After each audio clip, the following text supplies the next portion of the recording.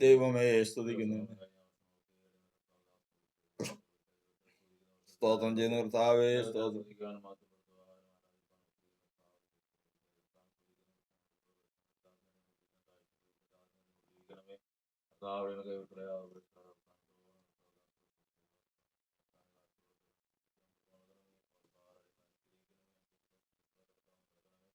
സ്വർഗത്തിൽ നിന്ന് കർത്താവേ കർത്താവേ അഗ്നിമായ കർത്താവേ കർത്താവേ എല്ലാത്തിനും വിടുതലും ആശ്വാസമുള്ള സ്വർഗീയ വചനങ്ങളെ ദൈവമേ അനുഗ്രഹിക്കണമേ, സഹായിക്കണം, അനേകർക്ക് പ്രയോജനമായി തീരുവാൻ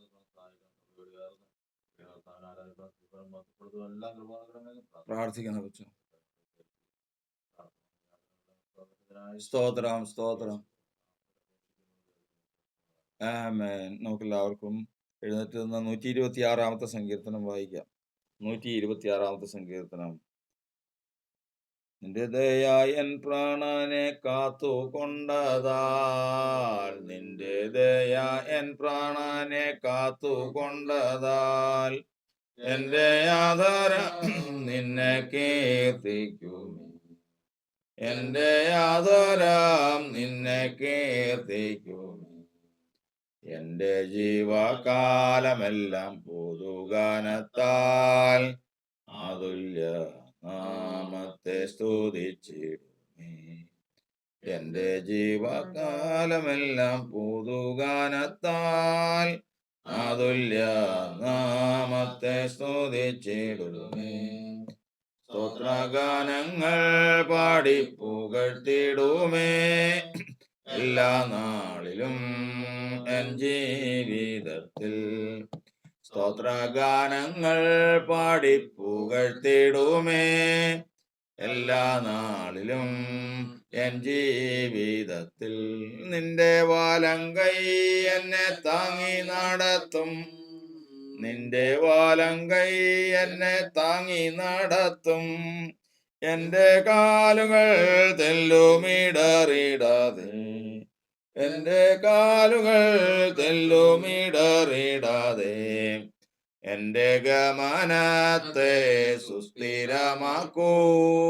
നിന്റെ വഴിയിൽ ഞാൻ നടക്കുവാനായി, എന്റെ ഗമനത്തെ സുസ്ഥിരമാക്കൂ. നിന്റെ വഴിയിൽ ഞാൻ നടക്കുവാനായി. സ്തോത്രഗാനങ്ങൾ പാടി പുകഴ്ത്തിടുമേ എല്ലാ നാളിലും എൻ ജീവിതത്തിൽ. സ്തോത്രഗാനങ്ങൾ പാടി പുകഴ്ത്തിടുമേ എല്ലാ നാളിലും എൻ ജീവിതത്തിൽ. നിന്റെ നാമമല്ലോ എന്നും എൻ്റെ ആശ്രയം, നിന്റെ നാമമല്ലോ എന്നും എൻ്റെ ആശ്രയം. നിന്നിൽ മാത്രം ഞാൻ എന്നും ആനന്ദിക്കും, നിന്നിൽ മാത്രം ഞാൻ എന്നും ആനന്ദിക്കും. നിന്നിലല്ലോ നിത്യ ജീവ ഉറവാ, ജീവ വഴിയും നീ മാത്രമല്ലോ. നിന്നിലല്ലോ നിത്യ ജീവ ഉറവാ, ജീവ വഴിയും നീ മാത്രമല്ലോ. സ്തോത്രഗാനങ്ങൾ പാടി പുകഴ്ത്തിടുമേ എല്ലാ നാളിലും എൻ ജീവിതത്തിൽ. സ്തോത്രഗാനങ്ങൾ പാടി പുകഴ്ത്തിടുമേ എല്ലാ നാളിലും എൻ ജീവിതത്തിൽ. 126 സങ്കീർത്തനം. ആരോഹണ ഗീതം. യഹോവ സിയോന്റെ പ്രവാസികളെ മടക്കി വരുത്തിയപ്പോൾ ഞങ്ങൾ സ്വപ്നം കാണുന്നവരെ പോലെയായിരുന്നു. അന്ന് ഞങ്ങളുടെ വായിൽ ചിരിയും ഞങ്ങളുടെ നാവിന്മേൽ ആർപ്പും നിറഞ്ഞിരുന്നു. യഹോവ ഒരു വൻകാര്യങ്ങളെ ചെയ്തിരിക്കുന്നു എന്ന് ജാതികളുടെ ഇടയിൽ അന്ന് പറഞ്ഞു. യഹോവ ഞങ്ങൾ വൻകാര്യങ്ങളെ ചെയ്തിരിക്കുന്നു, അതുകൊണ്ട് ഞങ്ങൾ സന്തോഷിക്കുന്നു. യഹോവയെ തെക്കേ നാട്ടിലെ തോടുകളെ പോലെ ഞങ്ങളുടെ പ്രവാസികളെ മടക്കി വരുത്തണമേ. കണ്ണുനീരോടെ വിതയ്ക്കുന്നവർ ആർപ്പോടെ കൊയ്യും. വിത്ത ചുമന്ന കരഞ്ഞും വിതച്ചും കൊണ്ട് നടക്കുന്നു, കറ്റ ചുമന്ന ആർത്തും കൊണ്ടുവരുന്നു. ദൈവമേ, പരിശുദ്ധനായ കർത്താവേ, ഈ നല്ല പ്രഭാതത്തിനായി ഞങ്ങൾ കർത്താവിനെ സ്തുതിക്കുന്നു. ആഴ്ചവട്ടത്തിന് 1-ാമത്തെ ദിവസമാണ്. കർത്താവിനെ ആരാധിപ്പാൻ ഞങ്ങളിതാ കൂടി വന്നിരിക്കുന്നല്ലോ. ഞങ്ങളോട് സഹതാപം തോന്നണം, ഞങ്ങളോട് കരുണ തോന്നണം, ഞങ്ങളുടെ സകല നന്മയ്ക്കും കർത്താവ് ഉത്തരവാദിയായിരിക്കണം. കർത്താവിനെ ആരാധിപ്പാനും സ്തുതിക്കാനും മഹത്വപ്പെടുത്തുവാനുള്ള പ്രാഗൽഭ്യം ഞങ്ങൾക്ക് തരണം. കർത്താവെ, ദൈവമേ, ഞങ്ങളുടെ ഹൃദയം ദൈവത്തിന്റെ മന്ദിരം എന്നുള്ള നിലയിൽ നിന്നൊക്കെയും അകന്നുപോയ അവസ്ഥയിൽ നിന്ന് ഞങ്ങൾക്ക് മാറ്റം തന്ന് ഞങ്ങളെ യഥാസ്ഥാനപ്പെടുത്തി ഉറപ്പിച്ച് ശക്തീകരിക്കുമാറാകണം. ഹൃദയപരമാർത്ഥത്തോടും ഉല്ലാസത്തോടും കർത്താവിനെ ആരാധിപ്പാൻ സ്തുതിക്കാൻ മഹത്വപ്പെടുത്തുവാനുള്ള കൃപ ഞങ്ങൾക്ക് തരുമാറാകണം. കർത്താവായ വായിച്ച സങ്കീർത്തനത്തിനായി കർത്താവിനെ സ്തുതിക്കുന്നു. ഞങ്ങൾക്ക് വേണ്ട ആത്മീയ ദൂതുകളും ആലോചനകളും നിർദ്ദേശങ്ങളും കൽപ്പനകളും ഞങ്ങൾക്ക് അതിൽ നൽകി തരുമാറാകണമേ എന്ന് പ്രാർത്ഥിക്കുന്നു. അനുഗ്രഹിക്കണമേ. പ്രാർത്ഥന കേട്ടിരിക്കാൻ സ്തോത്രം. ക്രിസ്തുയേശുവിന്റെ നാമത്തിൽ തന്നെ ആമേൻ. ക്രിസ്തുയേശുവിന്റെ അതിപരിശുദ്ധ നാമത്തിന് മഹത്വമുണ്ടാകുമാറാകട്ടെ. ഇന്ന് ഈ ആരാധനയിൽ സംബന്ധിക്കുന്ന എല്ലാവർക്കും വേഗം വരുന്നവനായ ക്രിസ്തുയേശുവിന്റെ ധന്യമായ നാമത്തിൽ സ്നേഹവന്ദനത്തെ അറിയിക്കുകയാണ്. കർത്താവ് നമുക്ക് വീണ്ടും കർത്താവിനെ ആരാധിപ്പാൻ കൂടി വരുവാൻ ഒരു അവസരം നൽകി. അത് കർത്താവിൻ്റെ ദയയാണ്. കാരണം കഴിഞ്ഞ ആഴ്ചയിൽ നമ്മൾ ആരാധിച്ച് ദൈവത്തിൻ്റെ സന്നിധിയിൽ സന്തോഷിച്ച് നമ്മൾ കടന്നുപോയതിനു ശേഷം വീണ്ടും ദിവസങ്ങൾ പിന്നിട്ടു ഈ ലോകത്തിൽ നമ്മളായിരുന്നു. ഏതെല്ലാം സന്ദർഭങ്ങൾ നമ്മൾ കുറഞ്ഞു പോവുകയും വീണുപോവുകയും മരിച്ചു പോവുകയും ചെയ്യാവുന്ന സന്ദർഭങ്ങളൊക്കെയും ഈ ലോകത്തിലുണ്ടായിരുന്നു. അന്നു മുതൽ ഇന്നുവരെയും ഇവിടെ ഈ ലോകം വിട്ട് പോയവരെ കണക്കിലെടുത്താൽ നമുക്ക് വേണ്ടി കർത്താവ് എന്ത് ചെയ്തു, അല്ലെങ്കിൽ ഇന്ന് വീണ്ടും നമ്മെ ഇത്രത്തോളം ജീവിപ്പിച്ചതിനും ജീവനോടെ ശേഷിപ്പിച്ചതിനും ദൈവത്തിന് ഉദ്ദേശമുണ്ടെന്നും ആ ഉദ്ദേശപ്രകാരം നമ്മൾ ജീവിതത്തെ ചിട്ടപ്പെടുത്തേണ്ടതാകുമെന്നും നമുക്ക് അന്നേരം മനസ്സിലാവും. അതുകൊണ്ട് നമുക്കിന്ന് ആ ഒരു ലക്ഷ്യം, ആ ഒരു മാനസികമായ അവസ്ഥ ഉണ്ടായിരിക്കണം. ആരാധിക്കുമ്പോൾ കർത്താവ് എന്നെ ഇവിടെ നിന്ന് കൊണ്ടുവന്നതിന്, ജീവനോടെ ശേഷിപ്പിച്ചതിന് ഒരു ഉദ്ദേശമുണ്ട്.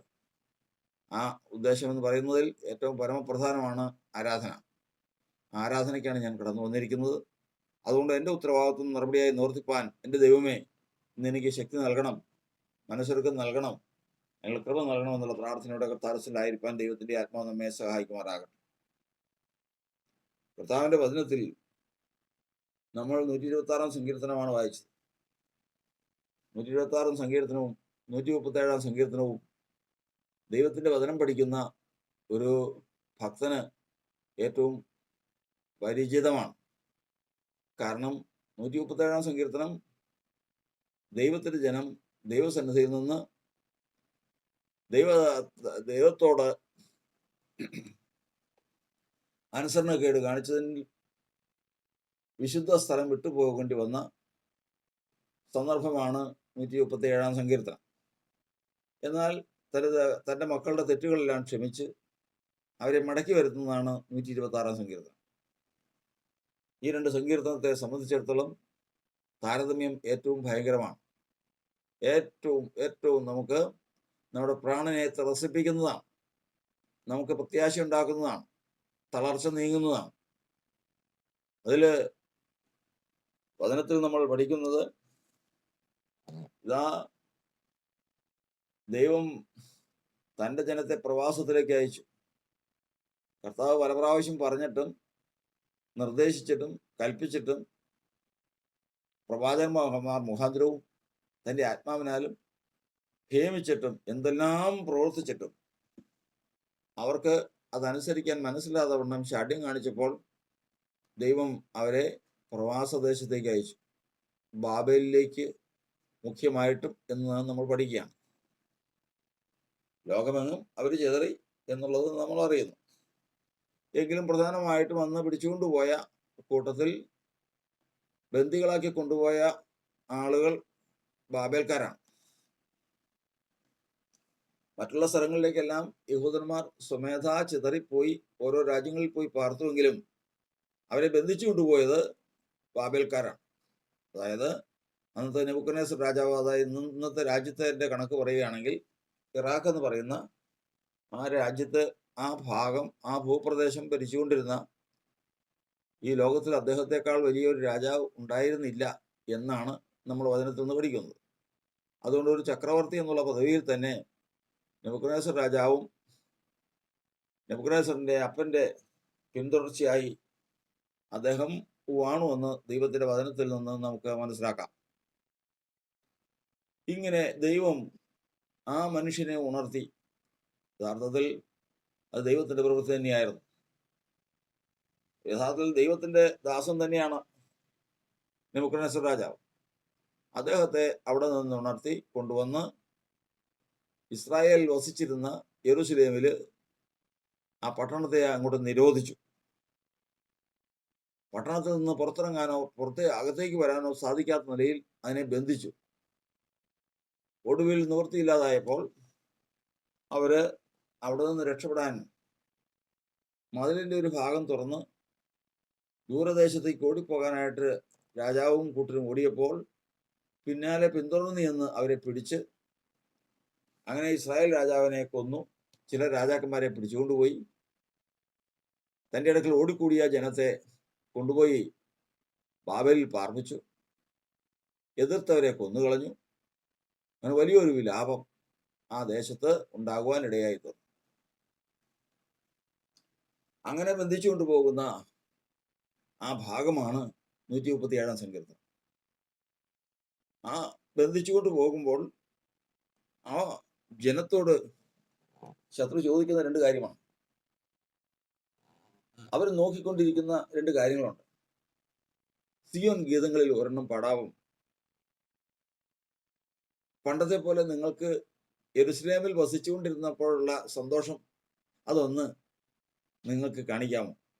2 കാര്യങ്ങളാണ്.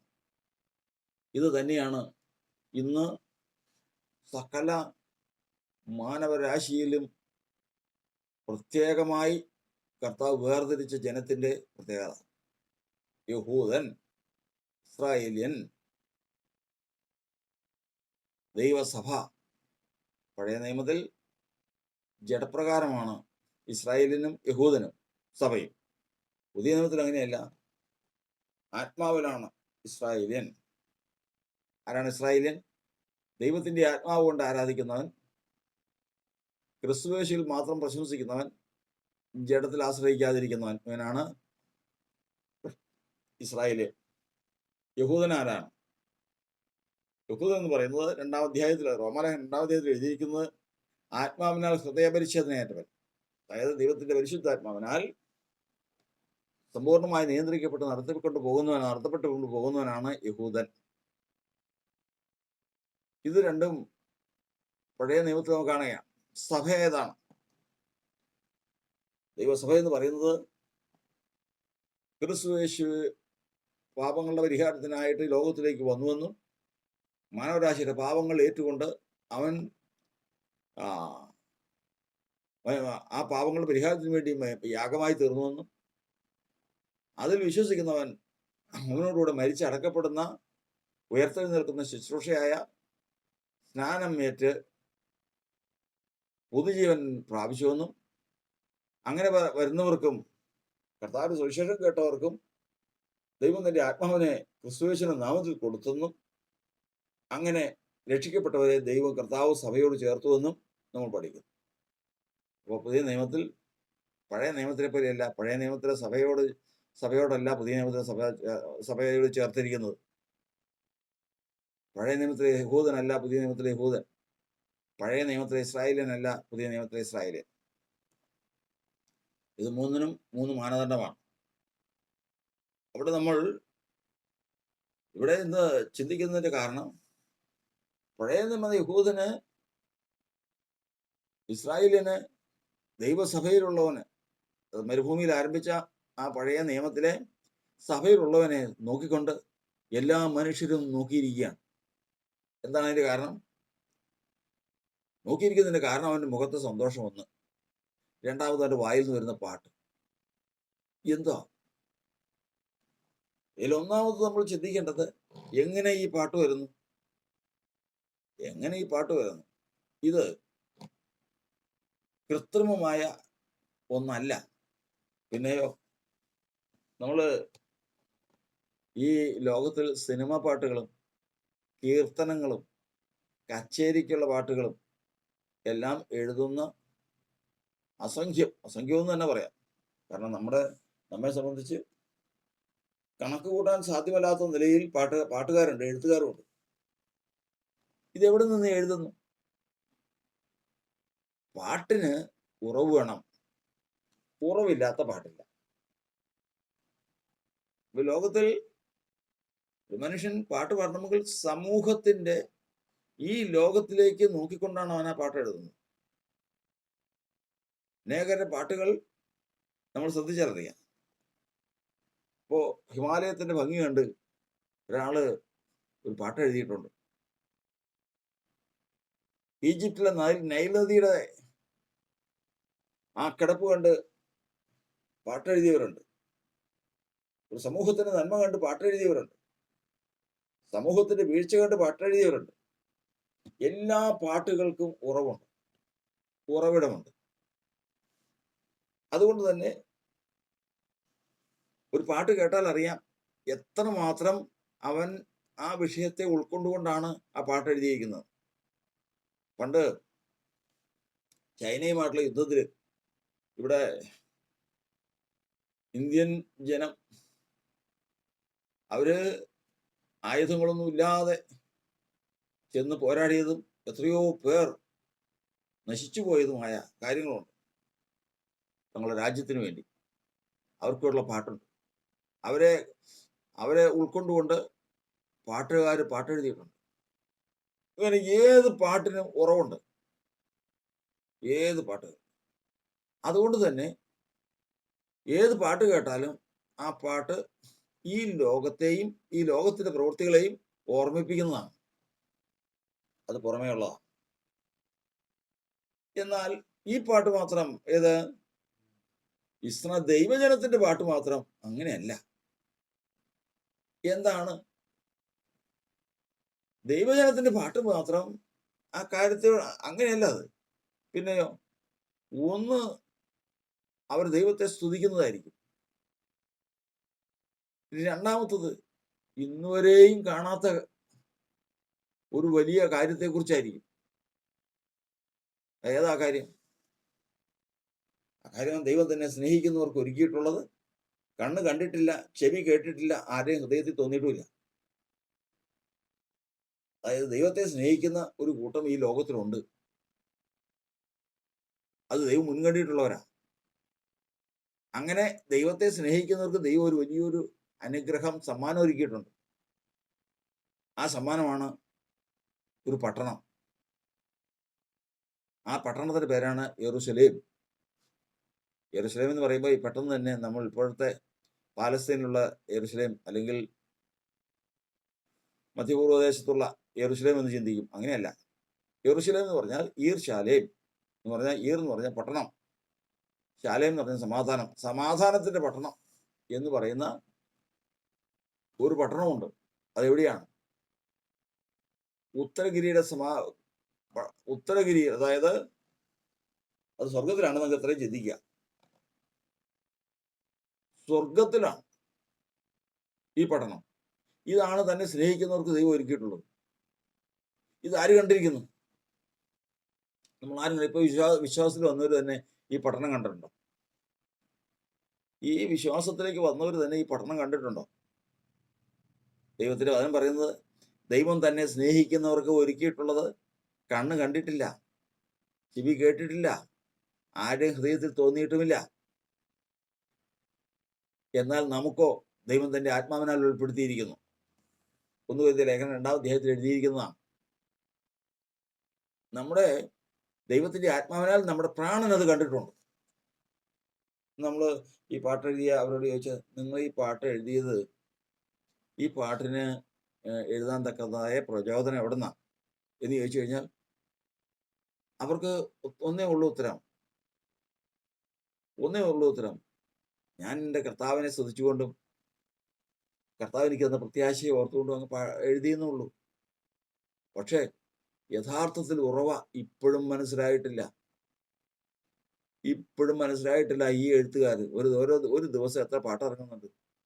എന്നുള്ളമയെ സ്തുതിക്കാം, സർവ്വ സൃഷ്ടികളും ഒന്നായി എന്നിങ്ങനെ നമ്മൾ പഠിച്ചിട്ടുള്ളതും പഠിക്കുന്നതും ഇനി പഠിക്കാനുള്ളതുമായ പുസ്തകങ്ങൾ എത്രയാ? 3000-വും 6000-വും ഉള്ള പുസ്തകങ്ങൾ മതിയാകുന്നില്ല. കാരണം ദിനം പ്രതി എഴുതിക്കൊണ്ടിരിക്കുക. ഈ പാട്ട് മുഴുവനും നിങ്ങൾ എങ്ങനെ എഴുതുന്നു എന്നുള്ള ചോദ്യത്തിന് ആ ഒരൊറ്റ മറുപടിയേ ഉള്ളൂ, ഞങ്ങൾ രക്ഷയുടെ സന്തോഷത്തിൽ അങ്ങ് എഴുതുന്നുള്ളൂ. പക്ഷേ 87-ാം സങ്കീർത്തനം പറയുന്നത് പ്രകാരമാണ്, ഞങ്ങളുടെ ഉറവുകളൊക്കെയും നിന്നിലായിരുന്നു എന്ന് പാട്ടുകാരൻ നൃത്തം ചെയ്യുന്നവർ ഒരുപോലെ പറയും. അതായത് ഒരു ദിവസമുണ്ട്, ഏത് ആ പുതിയ യെരൂശലേം എന്ന് പറയുന്ന ആ പട്ടണം, ദൈവം തന്നെ സ്നേഹിക്കുന്നവർക്ക് ഒരുക്കിയിട്ടുള്ള ആ പട്ടണം, ആ പട്ടണത്തിലേക്ക് കർത്താവ് നമ്മെ കരം പിടിച്ച് കയറ്റും. അവിടെ നമുക്ക് അവകാശം തരും. അളവ് നൂലിരിക്കെ മനോഹര ദേശത്ത് വീണിരിക്കുന്നു. സൗന്ദര്യത്തിന്റെ പൂർണ്ണതയായ സിയോനും ദൈവം പ്രകാശിക്കുന്നു. ആ സൗന്ദര്യത്തിന്റെ പൂർണ്ണതയായ ആ സിയോൻ പർവ്വതവും യെരൂശലേമും നേർക്ക് നേരെ കാണുന്ന ദിവസം വരും. അന്ന് ഈ പാട്ടെഴുതിയവനും, ഏത് പാട്ടെഴുതിയവൻ? ഈ ഭൂമിയിൽ വെച്ച് പാട്ടെഴുതിയവൻ നേരെ നോക്കി ചിന്തിക്കും, ഞാൻ അന്ന് ആ സന്തോഷത്തിന് എഴുതിയ പാട്ടാണ്. എങ്ങനെ എഴുതിയെന്ന് ആരെങ്കിലും ചോദിച്ചാൽ തന്നെ എനിക്ക് വ്യക്തമായിട്ട് ഉത്തരം പറയാൻ കഴിയില്ലായിരുന്നു. പക്ഷേ അന്ന് ഞാൻ വിശ്വാസത്താൽ ദൈവത്തിന്റെ ആത്മാവിൽ എൻ്റെ പ്രാണൻ ഇത് കണ്ടിരുന്നു. ഇത് കണ്ടാൽ പാടാതിരിക്കുന്നത് എങ്ങനെയാ? ഈ പട്ടണം കണ്ടാൽ പാടാതിരിക്കുന്നത് എങ്ങനെയാ? ഈ പർവ്വതം കണ്ടാൽ പാടാതിരിക്കുന്നത് എങ്ങനെയാ? ഏത് മരം, അതായത് നമ്മൾ പറയുന്ന പോലെ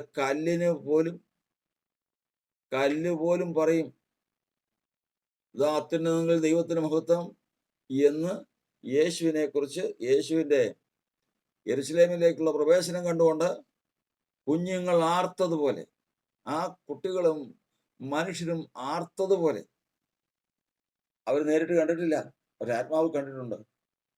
അന്ന് കണ്ടതുപോലെ ഈ പട്ടണത്തെ കാണുന്നവൻ ആർക്കാതിരിക്കുന്നത് എങ്ങനെയാ? അതാ പറഞ്ഞിരിക്കുന്നത്, ആരെല്ലാം നൃത്തം ചെയ്തിട്ടുണ്ടോ, ആരെല്ലാം പാട്ട് പാടിയിട്ടുണ്ടോ, അവരെല്ലാവരും പറയും, ഇത് കണ്ടാൽ പാടാതിരിക്കുന്നത് എങ്ങനെയാ?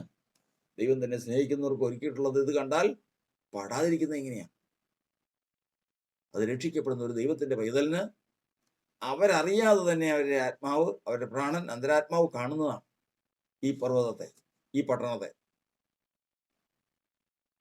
കാണുന്നവൻ തന്നെ പാടും. അതുകൊണ്ടാണ് വചനം പറയുന്നത്, അവൻ എന്നെ ആഴമുള്ള കുഴിയിൽ നിന്നും കുഴഞ്ഞ ചേറ്റിൽ നിന്നും എന്നെ കയറ്റി. ലോകത്തിൽ ഞാൻ ജീവിച്ചുകൊണ്ടിരുന്നതാണ് ആഴമുള്ള കുഴിയാണ്, ബോട്ടംലെസ് പിറ്റ് എന്നാണ് എഴുതിയിരിക്കുക. അത്ര അഗാധമായ കുഴിയായിരുന്നു, പാതാളത്തിന് ഞാൻ ഇരയായി പോയിക്കൊണ്ടിരുന്നവനാണ്. അവിടെ നിന്ന് എന്നെ കയറ്റി. കുഴഞ്ഞ ചേറ് എന്ന് പറഞ്ഞാൽ, കുഴഞ്ഞ ചേറെന്ന് പറഞ്ഞു കഴിഞ്ഞാൽ അത്ര മാത്രം പാപത്തിന്റെ വശമായിരുന്നു. അഴുക്കല്ലാതെ ഒന്നും ഉണ്ടായിരുന്നില്ല. ഹൃദയത്തെ പരിശോധിക്കുമ്പോൾ അഴുക്കല്ലാതെ ഒന്നും ഉണ്ടായിരുന്നില്ല. ഇന്നും അത് നന്നാക്കി തീർന്നിട്ടില്ല. ഇന്നും അത് കർത്താവ് നന്നാക്കുന്നതേ ഉള്ളൂ. ആ നിലയിൽ നിന്ന്, ആഴമുള്ള കുഴിയിൽ നിന്നും കുഴഞ്ഞ ചേറ്റിൽ നിന്നും എന്നെ കയറ്റി ഒരു പാറമേൽ എന്നെ നിർത്തി. ആ പാറ ക്രിസ്തുവായിരുന്നു. ഗമനത്തെ സ്ഥിരമാക്കി. പണ്ട് നടന്നുകൊണ്ടിരുന്ന അവസ്ഥയിലല്ല, ഗമനത്തെ സ്ഥിരമാക്കി. വായിൽ പുതിയൊരു പാട്ട് തന്നു. ഒരു പുതിയ പാട്ട് തന്നു. ആ പാട്ടാണ് എൻ്റെ ദൈവത്തിന് സ്തുതി. ആ പാട്ടാണ് എൻ്റെ ദൈവത്തോടുള്ള പ്രാർത്ഥന. ആ പാട്ടാണ് എൻ്റെ ദൈവത്തോടുള്ള കീർത്തനം. ഇങ്ങനെ ഈ പാട്ട് തന്നത്, ഇങ്ങനെ പാട്ടുണ്ടായത്. അപ്പൊ യഥാർത്ഥത്തിൽ മറ്റൊരു വാക്കിൽ പറഞ്ഞാൽ, പാട്ടില്ലാത്തവരാരാന്ന് ചോദിച്ചു കഴിഞ്ഞാൽ, ക്രിസ്തുയേശുവിൽ ഏതെല്ലാം പ്രാണൻ രക്ഷിക്കപ്പെട്ടിട്ടുണ്ടോ, ഏതെല്ലാം വ്യക്തികൾ ക്രിസ്തുവിലായി തീർന്നിട്ടുണ്ടോ, ദൈവസഭയിലായി തീർന്നിട്ടുണ്ടോ, നിശ്ചയമായിട്ടും അവൻ ആരും അറിയാതെ പാടുന്നുണ്ട്. എപ്പോൾ? രാത്രിയിൽ സ്തോത്രഗീതങ്ങളെ നൽകുന്നവൻ. രക്ഷിക്കപ്പെട്ട് യഥാസ്ഥാനപ്പെടുന്നുവെങ്കിൽ ഞാനിപ്പോ യഥാസ്ഥാനത്തിലാണോ? ഞാൻ എൻ്റെ കർത്താവുമായിട്ടുള്ള ബന്ധത്തിൽ യഥാസ്ഥാനത്തിലാണോ എന്ന് ചിന്തിക്കാൻ ഒരൊറ്റ ചിന്ത മതി. രാത്രി പ്രാണം പാട്ട് പാടിക്കൊണ്ടിരിക്കണമെന്ന് നോക്കിയാൽ മതി. ഒരു വ്യക്തി രക്ഷിക്കപ്പെട്ട് അവന്റെ പ്രാണനെ കർത്താവ് യഥാസ്ഥാനത്തിലാക്കി കഴിഞ്ഞാൽ രാത്രിയുടെ യാമങ്ങളിൽ അവന്റെ പ്രാണൻ, അവന്റെ ഉള്ളം ദൈവത്തിന് പാട്ട് പാടിക്കൊണ്ടിരിക്കും. ഇതായി പറയാം. ഈ പാട്ടാണ് പുറമേക്ക് വരുമ്പോഴേക്കും ഈ സ്വരവും എല്ലാം കൂടെ കൂടിയതിന് ശേഷം മറ്റുള്ളവർ പാടുന്ന പോലെ അല്ല. നമ്മളാദ്യം പറഞ്ഞല്ലോ, പാട്ട് എഴുതുന്നവരുടെ കാര്യം പറഞ്ഞല്ലോ. ലോകത്തിന്റെ പല അനുഭവങ്ങളിൽ കൂടിയും പല സംഭവങ്ങളെയും കണ്ടുകൊണ്ട് ഉറവിടം ഈ ലോകത്തിൽ തന്നെ ആക്കിക്കൊണ്ട് പാട്ട് പാടുന്നവരുണ്ട്, എഴുതുന്നവരുണ്ട്. പക്ഷെ ഇതങ്ങനെയല്ല. ഓ, ഈ പാട്ടിന് ഒരു സ്വരമുണ്ട്. ഈ സ്വരമാണ്. ഇപ്പൊ ഇവിടെ മൈക്ക് വെച്ച് കെട്ടി ഏതെല്ലാം പെരുന്നാൾ ഘോഷിച്ചാലും രാവും പകലും ചെണ്ട കൊട്ടിയാലും ആർക്കും ഒരു പരാതിയില്ല. പക്ഷെ ഈ ലോകത്തിന് സഹിക്കാൻ പറ്റാത്ത ചില കാര്യങ്ങളുണ്ട്. അതാണ് ഒരു സ്വരം. ഏത് സ്വരം? പാട്ടിന്റെ സ്വരം, പ്രാർത്ഥനയുടെ സ്വരം. സ്വരം എന്ന് പറയുന്ന ഒന്നുണ്ട്, അത് ഈ ലോകത്തിന് സഹിക്കാൻ പറ്റില്ല. കാരണം ഞാൻ വിളിച്ചപേക്ഷിക്കൽ തന്നെ എൻ്റെ ശത്രുക്കൾ പിന്തിരിയുന്നു. ഇവിടെ നിന്ന് ശരിക്കും ആത്മാവിൽ നിന്നൊരു ആരാധന ഇവിടെ നടക്കുകയാണെങ്കിൽ ഇവിടെ നിന്ന് ഉയരുന്ന ശബ്ദത്തിങ്കൽ സ്വരമുണ്ട്. ഈ സ്വരം ഈ ദേശത്ത് മുഴങ്ങിക്കഴിഞ്ഞാൽ ഈ ദേശത്ത് ഉള്ള യാതൊരു തരത്തിലുള്ള ദൈവവിരോധവും, ദൈവത്തിന്റെ എതിരാളികളായ ശത്രുക്കൾക്ക് ഈ ദേശത്ത് നിൽക്കാൻ പറ്റില്ല. അതുകൊണ്ട് ആ വചനം നമ്മെ പഠിപ്പിക്കുന്നത്, മായയെ പെരുക്കുന്ന വാക്കുകൾ പെരുക്കി വർദ്ധിപ്പിച്ചുകൊണ്ട് എന്ത് പ്രയോജനം? കർത്താവിന്റെ സന്നിധിയിൽ ഒരു വാക്ക് പറയുന്നുവെങ്കിൽ ആ സ്വരത്തോടു കൂടി പറയുക. ആ സ്വരത്തോടു കൂടി കർത്താവിന് ഒരു വാക്ക് പാടുന്നുവെങ്കിൽ ആ സ്വരത്തോടു കൂടി പാടുക. നിശ്ചയം ആ സ്വരത്തോടു കൂടിയാണ് പാടുന്നതെങ്കിൽ ദൈവം പ്രസാദിക്കും, ശത്രു ഇളകും. അതാണ് യഥാർത്ഥത്തിൽ സത്യത്തിൽ ആത്മാവിനെ ആരാധിക്കുക എന്നുള്ളതിന്റെ പൊരുളതാണ്. ഇല്ലെങ്കിൽ ശത്രുവിന് പരാതിയില്ല. അപ്പൊ നമ്മളിവിടെ ചിന്തിക്കുന്നത്, ഈ പാട്ട് ഉളവായി വന്നത് എവിടെയെന്നുള്ള ചോദ്യത്തിന് ഇന്ന് നമുക്ക് പൂർണ്ണമായ ഉത്തരവില്ല. പക്ഷെ ഒരു ദിവസം ഒരിക്കൽ ഒരാള് ഇവിടെ നിന്ന് കാശ്മീർ പോയി. കാശ്മീർ ചെന്ന്, അത് വിന്റർ സീസൺ കഴിയുന്ന ഒരു ടൈമിനാ ഇത് വരുന്നത്, പോയത്. അവിടെ ചെന്ന് കണ്ട് നോക്കി, പല പ്രാവശ്യം രാവിലെ എഴുന്നേറ്റ് നോക്കിയിട്ട് അദ്ദേഹത്തിന് വിശ്വസിക്കാൻ പറ്റുന്നില്ല. കാരണം നമ്മൾ നല്ല സീനറിയൊക്കെ ചിത്രകാരന്മാര് വരയ്ക്കുന്ന കണ്ടിട്ടുണ്ട്. ശരിക്കും അതാണോ എന്ന് തോന്നിപ്പോവും. എന്ത് ഭയങ്കരം! ഇത് ഇവിടെ ഭൂമിയിലെ കാര്യ. യേശു പറഞ്ഞതാ, ഞാൻ ഭൂമിയിലുള്ളത് നിങ്ങളോട് പറഞ്ഞിട്ട് നിങ്ങൾ വിശ്വസിക്കുന്നില്ല എങ്കിൽ സ്വർഗത്തിലുള്ളത് എങ്ങനെ വിശ്വസിക്കും? ഈ ഭൂമിയിൽ തന്നെ അത് നോക്കി, ഇതെന്തൊരു സ്ഥലം എന്ന് ചിന്തിച്ച് ഇങ്ങനെ അതിശയിച്ച് നിൽക്കുന്ന മനുഷ്യരില്ല ധാരാളമാണ്. അവരുടെയൊക്കെ ഉള്ളിലൊരു ചോദ്യമാണ്, എങ്ങനെ പാടാതിരിക്കും? തന്നെ അല്പം കലാവാസനയുള്ളവര് ഇങ്ങനെയുള്ളത് കണ്ടാൽ തന്നെ ഒരു മൂളലോടുകൂടി ഒരു പാട്ട് തേങ്ങല് അവരുടെ ഉള്ളിൽ നിന്ന് വരും. അങ്ങനെയെങ്കിൽ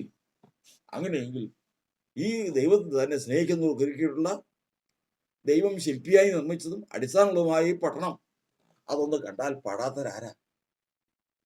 സാധിക്കില്ല, അടങ്ങിയിരിക്കാൻ സാധിക്കില്ല.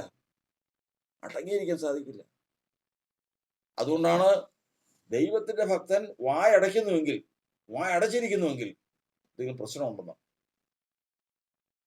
എന്തെങ്കിലും. കാരണം വചനം പറയുന്നത്, ഇടവിടാതെ പ്രാർത്ഥിപ്പീൻ, എല്ലാറ്റിനും സ്തോത്രം ചെയ്യുവീൻ, നിങ്ങളുടെ ഹൃദയങ്ങളിൽ പാടിയും. പുറമെ എപ്പോഴും പഠിക്കുന്നോണ്ടെടുക്കാൻ പറ്റില്ല. പക്ഷേ ഭക്തന്റെ ഹൃദയത്തിൽ പാട്ടുണ്ട്, വായിൽ സ്തോത്രമുണ്ട്, മനസ്സിൽ പ്രാർത്ഥനയുണ്ട്, വിട്ടുപോവില്ല. കാരണം രക്ഷപ്പെട്ട നാൾ മുതൽ, കർത്താവ് പ്രാണനെ രക്ഷിച്ച നാൾ മുതൽ അവൻ പാടിക്കൊണ്ടിരിക്കുക. ഈ പാട്ട് അവസാനിക്കുന്ന ഒരിടമേ ഉള്ളൂ, അന്ന് നേരിട്ട് കാണുമ്പോൾ. നമ്മൾ മുമ്പ് കാശ്മീരിലെ കാര്യം പറഞ്ഞ പോലെ, ആ മനുഷ്യൻ നോക്കിയതിന് ശേഷം ചോദിക്കുന്ന ചോദ്യമാണ്, എങ്ങനെ പാടാതിരിക്കും? ഇതൊക്കെ കണ്ടു കഴിഞ്ഞാൽ എങ്ങനെ കവിത വരാതിരിക്കും? അവനിലെ കലാകാരൻ എങ്ങനെ ഉണരാതിരിക്കും? ഇത് തന്നെയാണെന്ന് സംഭവിച്ചുകൊണ്ടിരിക്കുന്നത്. ഇത് തന്നെയാണെന്ന് ലോകം ദൈവഭക്തനെ നോക്കിക്കൊണ്ട് സിയോൻ ഗീതങ്ങളിൽ ഒരെണ്ണം ഒന്ന് പാട്. കാരണം മറ്റുള്ളവർ പാടുന്നത് പോലെ അല്ലല്ലോ. മറ്റുള്ളവരെ ശബ്ദിക്കുന്നത് പോലെ അല്ലല്ലോ. ഒന്ന് പാടാവോ? ചോദിച്ചതാണ്. 137 സങ്കീർത്തനം ചോദിക്കുന്നത്, സിയോൻ ഗീതങ്ങളിൽ ഒന്ന് പാടുവീൻ എന്ന് പറഞ്ഞ് അവർ സംഗീതത്തെയും സന്തോഷത്തെയും ഞങ്ങളോട് ചോദിച്ചു. കർത്താവ് സ്തോത്രം. അപ്പോ വീണ്ടെടുക്കപ്പെട്ടവൻ ആഴമുള്ള കുഴിയിൽ നിന്നും കുഴഞ്ചേറ്റിൽ നിന്നും കയറ്റി ക്രിസ്തു എന്ന പാറമേൽ നിർത്തി ഗമനത്തെ സ്ഥിരമാക്കി വായിൽ പുതിയൊരു പാട്ട് തന്ന കർത്താവ് ഈ പാട്ട് നിന്നു പോകാൻ ആഗ്രഹിക്കുന്നില്ല. എവിടം വരെ? കർത്താവിന്റെ സന്നിധിയിലെത്തുന്നതുവരെയും.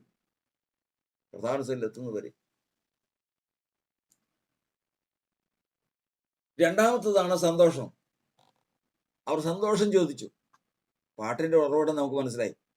എങ്ങനെയാ പാടേണ്ടത്, എവിടെ നിന്നാണ് പാടുന്നത്, എവിടെ നോക്കിക്കൊണ്ടാണ് പാടേണ്ടത്, ഇതൊക്കെ നമുക്ക് മനസ്സിലായി. രണ്ടാമത് ചോദിച്ചതാണ് സന്തോഷത്തെ ഞങ്ങളോട് ചോദിച്ചു. 137 സങ്കീർത്തനം 3-ാം വാക്യമാണ്. സിയോൻ ഗീതങ്ങളിൽ ഞങ്ങളെ ബദ്ധരാക്കി കൊണ്ടുപോയവർ സിയോൻ ഗീതങ്ങളിൽ ഒന്ന് ചൊല്ലുവീൻ എന്ന് പറഞ്ഞ ഗീതങ്ങളെയും ഞങ്ങളെ പീഡിപ്പിച്ചവർ സന്തോഷത്തെയും ഞങ്ങളോട് ചോദിച്ചു. ഉപദ്രവിച്ചവർ ആ സന്തോഷം. കാരണം ധാന്യവും വീഞ്ഞും വർദ്ധിക്കുമ്പോൾ സന്തോഷമുണ്ട്. തന്റെ വേണ്ടപ്പെട്ടവരെ കാണുമ്പോൾ സന്തോഷമുണ്ട്. എല്ലാം ഉണ്ട്. പക്ഷേ ദൈവഭക്തന്റെ കണ്ണിൽ നോക്കണമെന്നാ വചനം പറയുന്നത്. ദൈവഭക്തനായ ഒരുവന്റെ കണ്ണിൽ നോക്കിയാൽ മതി. എത്ര സന്തോഷം ഉണ്ടായാലും മക്കളുടെ മക്കളും എല്ലാം ഇഷ്ടംപോലെ സമ്പത്തും സൗന്ദര്യ സന്തോഷം എല്ലാത്തിനും വകയുണ്ടെങ്കിലും ഭക്തന്റെ കണ്ണിൽ നോക്കിക്കഴിഞ്ഞാൽ ഒരു വിഷാദം കിടക്കും. അതാ യാക്കോബിന്റെ ജീവിതത്തിൽ എല്ലാം ഉണ്ട്. സഹോദരനെ വഞ്ചിച്ച് ജ്യേഷ്ഠാവകാശം മേടിച്ചെടുത്തു, അപ്പനെ പറ്റിച്ച് അനുഗ്രഹം പ്രാപിച്ചെടുത്ത്, അമ്മായിയപ്പനെ പറ്റിച്ച് അവിടെ വന്നു കഴിഞ്ഞ് സംഗതി സകല അനുഗ്രഹങ്ങളും മേടിച്ചെടുത്ത് അവിടെ ഉണ്ടായിരുന്ന അമ്മായിയപ്പന്റെ സ്വത്ത് മുഴുവൻ കയ്യിലായി. മക്കളായി. 2 ഭാര്യമാരും അവരുടെ തോഴിമാരും, അവർ പ്രസവിച്ച മക്കളും 12 മക്കളുമായി. സമ്പത്താണെങ്കിൽ ഇഷ്ടം പോലെ. യാത്ര പുറപ്പെട്ട് വരുവാണ്. പക്ഷെ യാക്കോബിനെ നോക്കിക്കഴിഞ്ഞാൽ ഒരു സന്തോഷക്കുറവുണ്ട്. യാക്കോബിന് എന്താണെന്നറിയാമോ? ഒരു കുറ്റബോധം. ഇന്നും ദൈവത്തിന്റെ അനുഗ്രഹം വേണ്ടതുപോലെ വന്നിട്ടില്ല. ആ ഒരു അനുഗ്രഹത്തിന്റെ കുറവ് എവിടെ നോക്കിയാൽ കാണാം. എല്ലാം ഉണ്ട്. കൊച്ചുമക്കളൊക്കെ കൂടി വരുമ്പോ അടുത്ത് വരുമ്പോഴത്തേക്കും സന്തോഷിക്കാതിരിക്കാൻ പറ്റുമോ? ഇല്ല. മുഖത്തിന് എല്ലാ സന്തോഷമുണ്ട്. പക്ഷെ അവന്റെ കണ്ണ് നോക്കി അറിയാമോ? അതാണ് ദൈവഭക്തനെ സംബന്ധിച്ചിടത്തോളം വചനം എഴുതിയിരിക്കുന്നത്. നിന്നെ ഗർവിക്കുന്ന ശരണവും കണ്ണിന്റെ ആനന്ദവും ഹൃദയത്തിന്റെ വാഞ്ചയും ദൈവത്തിന്റെ മന്ദിരമാണ്. അങ്ങനെ യാക്കോബിനെ നോക്കുമ്പോൾ അവനൊരു സങ്കടത്തിനുള്ള അവസ്ഥയുണ്ട്. എന്നാൽ ദൈവം അവനെ സന്ദർശിച്ചു, അവന്റെ തെറ്റുകളെല്ലാം ക്ഷമിച്ചു, അവൻ യഥാസ്ഥാനപ്പെട്ടു, ദൈവത്തിൽ പ്രത്യാശയുള്ളവനായി. അവന്റെ കണ്ണുകളൊക്കെ അങ്ങ് തെളിഞ്ഞു. അപ്പൊ ദൈവത്തിന്റെ വചനത്തിൽ നമ്മളെ പഠിപ്പിക്കുന്നത് സന്തോഷം ചോദിക്കുമ്പോൾ ബാക്കിയുള്ളവർ സന്തോഷിക്കുന്ന പോലെയല്ല. ലോകത്ത് ആരേത് തരത്തിൽ സന്തോഷിച്ചു. ദൈവഭക്തികളുടെ സന്തോഷം എന്ന് പറഞ്ഞാൽ പരമാർത്ഥ ഹൃദയമുള്ളവർക്ക് സന്തോഷം ഉദിക്കുന്ന സന്തോഷമാണ്. എവിടെ നിന്ന്? മൃഗങ്ങളെക്കാൾ കൂടുതലായി മനുഷ്യന് തന്നിട്ടുള്ള ഒരു ഭാഗമാണ് ആത്മാവെന്ന് പറയുന്നത്, അല്ലെങ്കിൽ ദേഹി എന്ന് പറയുന്നത്. ഇത് പരമാർത്ഥ ഹൃദയം വരുമ്പോഴേക്കും അവിടെ നിന്ന് ഉദിച്ചു വരുന്നതാണ്. സൂര്യനൊക്കെ ഉദിച്ചു വരുന്ന പോലെ ഉദിച്ചു വരുന്നതാണ് ആ സന്തോഷം. കെടുത്താൻ പറ്റുമോ? കെടുത്താൻ പറ്റില്ല. ഈ സന്തോഷം അവരെ കൊന്ന് അവരെ ഇല്ലാതാക്കിക്കോ, ആ സന്തോഷം കെടുത്താൻ പറ്റില്ല. ശദ്രക്ക് മേശക്ക് അബേദ്നെഗോവിനെ ബന്ധിച്ച് തീയിലേക്ക് ഇടാൻ പോവാ.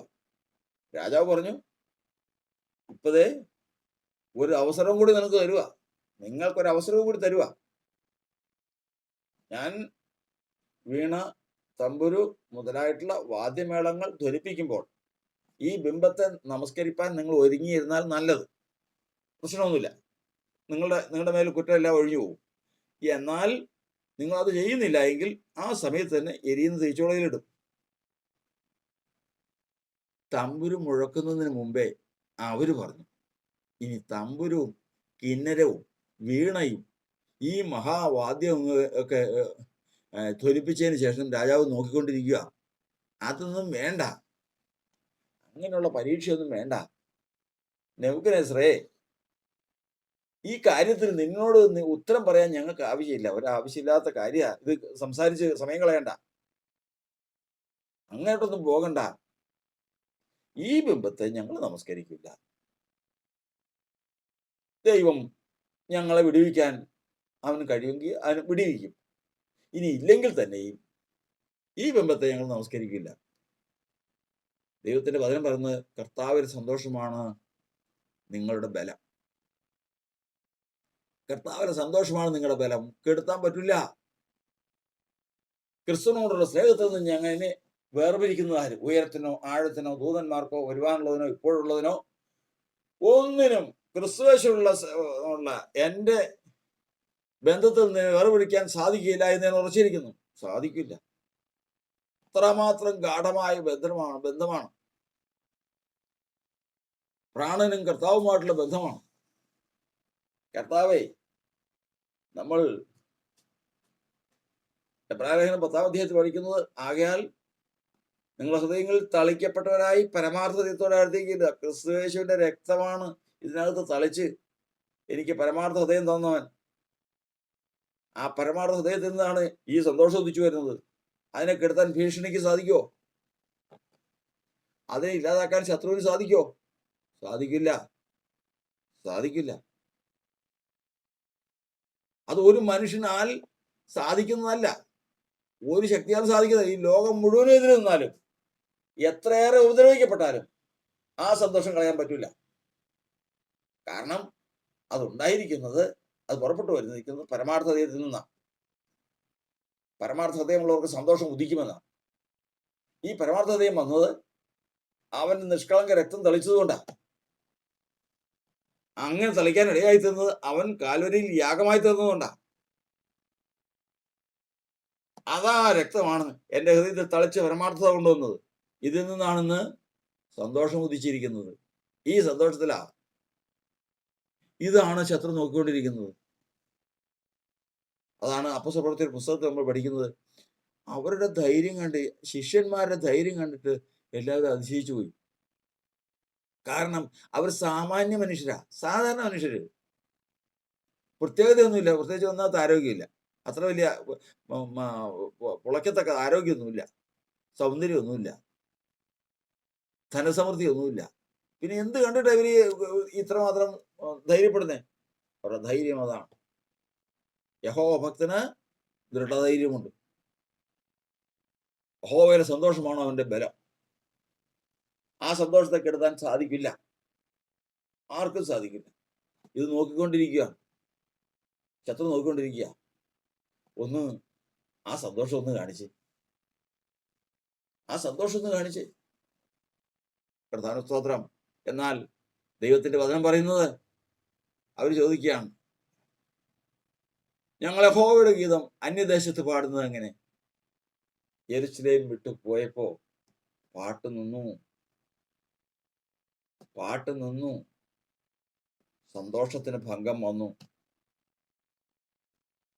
ഒരു ഭക്തനെ സംബന്ധിച്ചിടത്തോളം എപ്പോഴും ഓർത്തിരിക്കേണ്ടതാണ്, യെരൂശലേമിൽ നിന്ന് വിട്ടാൽ പാട്ട് നിന്നു, സന്തോഷം നിന്നു. അതാണ് യെരൂശലേമിൽ നിന്ന് വിട്ടുപോയ എമ്മോസിലേക്ക് പോയ ശിഷ്യന്മാരോട് കൂടെ യേശു ചെന്നു. യേശു ഒന്നും അറിഞ്ഞിട്ടില്ല. അങ്ങനെ നടന്നു പോകുമ്പോ ഇവര് തമ്മിൽ തർക്കിക്കുന്നുണ്ട്. എന്ത് സംഭവിച്ചു?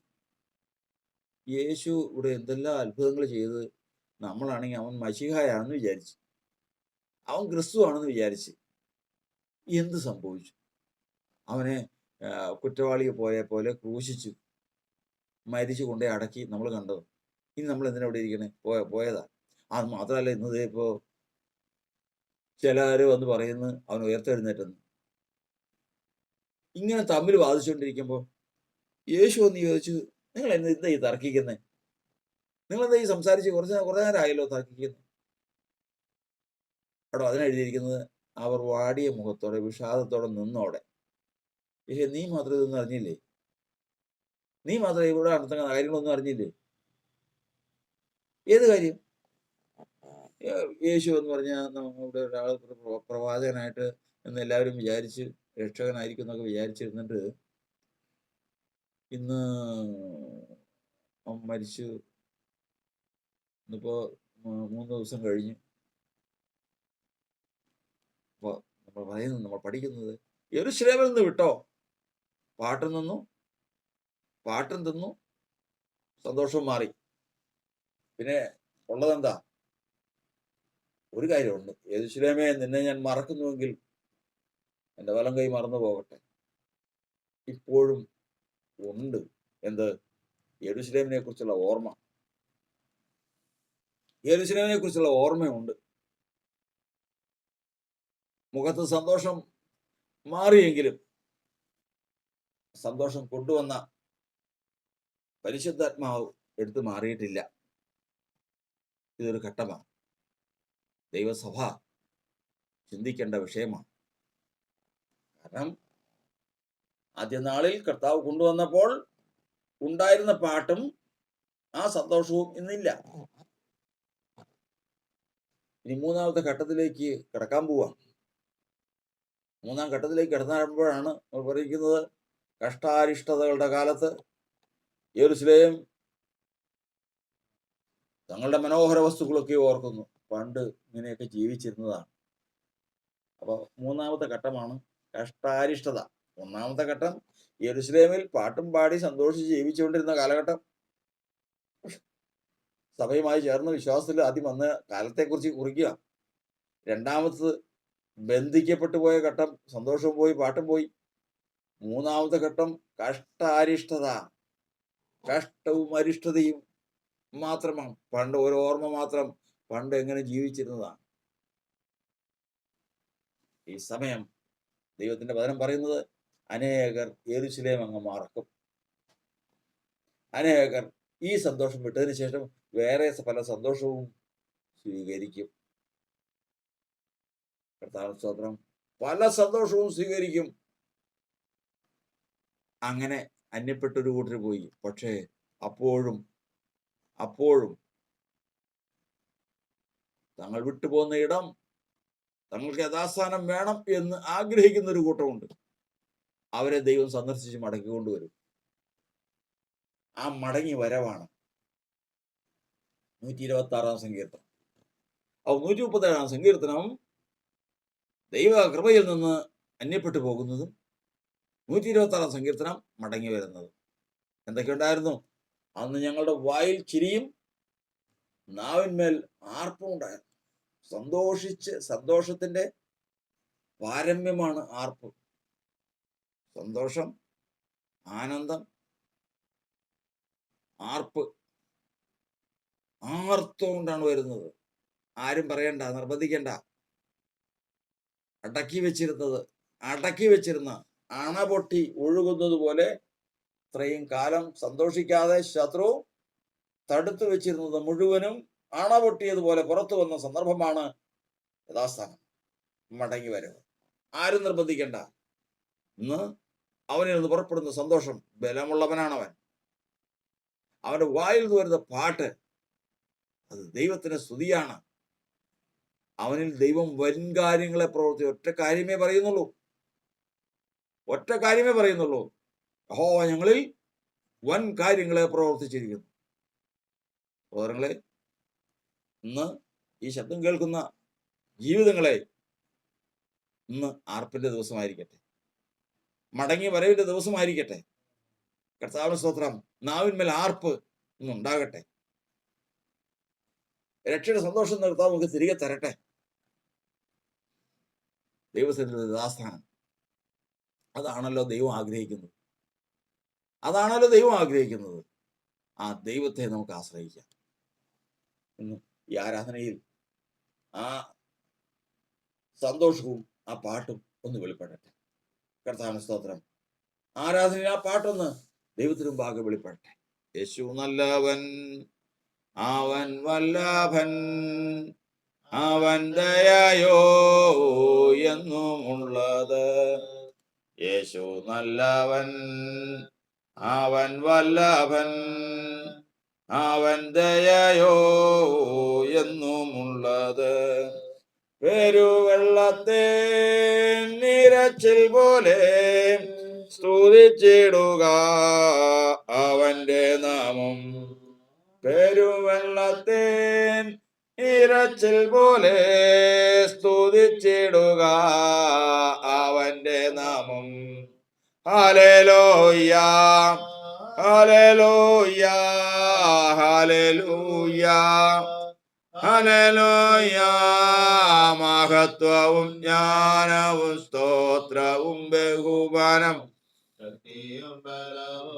യേശുവിന്. ആമേൻ. മഹത്വവും ജ്ഞാനവും സ്തോത്രവും ബഹുമാനം ശക്തിയും ബലവും എന്നേശുവിന്.